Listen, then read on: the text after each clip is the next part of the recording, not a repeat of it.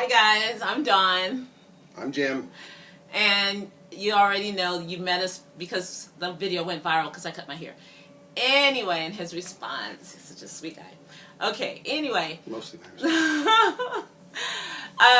Well, tonight we're going to talk about, we got a question from a young lady that said, she asked, how do I learn to trust again when you've been hurt a lot? How do you learn how to trust again?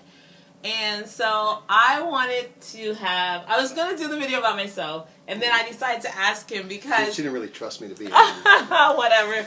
I decided to ask him to be here because I don't think I've ever told you the story that I told myself in order for me to trust again. So I'm going to tell you guys the story, and I want him to hear the story that I told myself. She needed to tell herself a story to trust. Anyway, so here was the story that I told myself. I told myself that I was a little princess and that my father was a king and that my father had sent me to another village, and my father was sending me on this village and he told me that I had to put on this coat, and the coat was a velvet coat with a hood. And he sewed 100 gold coins into this coat. And he told me that when I get to the village, whenever I get to where I'm going, that I would meet a prince. And that the prince, I was supposed to give the prince 100 gold coins. Whatever I do, make sure you give the prince 100 gold coins. So he packed my basket and sent me on my way. And as I was walking to the village, then I met this man, and the man said that he was a prince. And so he told me I needed to give him my gold coins. And I said I would give him 30 of the gold coins. So I gave him 30 of the gold coins, and he said he would take them and come back because I wasn't sure if he really was a prince. So I gave him 30. Actually, I gave him 50. But I gave him 50 of the coins, and then he said he'd come back. And he never came back. And so I knew that the town that I was in had apples, but the next town did not at all. It was far. So I bought apples in that town so that when I go to the next town, I could sell them and get my gold coins back. So I did. And it was a lot of work, but I did it. And I got my gold coins back. So I had 100 gold coins again.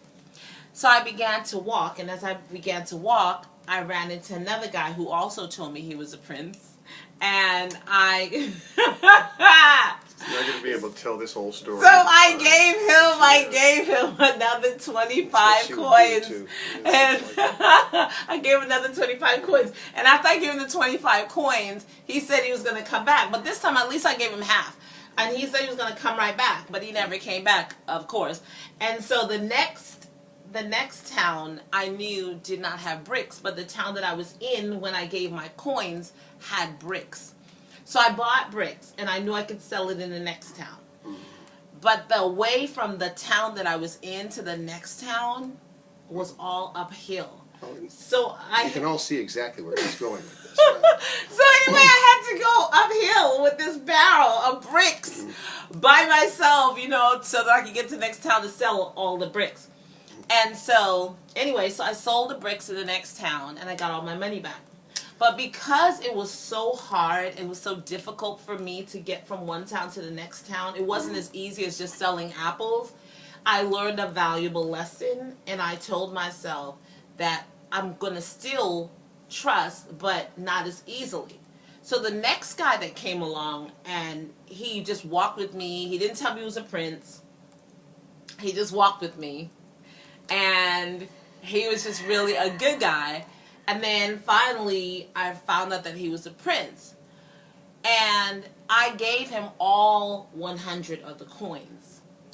And that represented to me how we do with our hearts. And most times, unfortunately, when a person's hurt, they decide that, well, I got hurt the last time, I won't do that again. And they don't give the person that's worthy of the 100 gold coins, they give them less.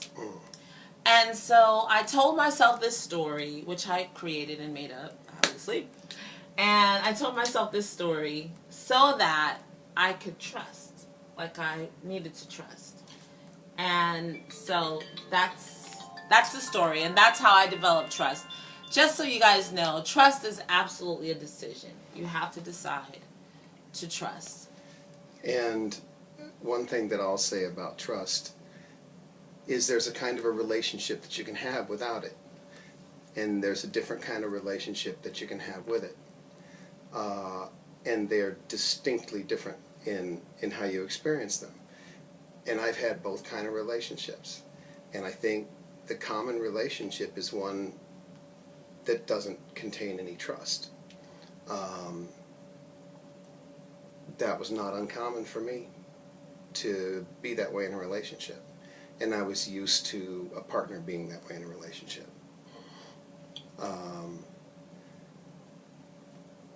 So that is the biggest obstacle to me. When you can get past that, it's amazing what you can do in a relationship.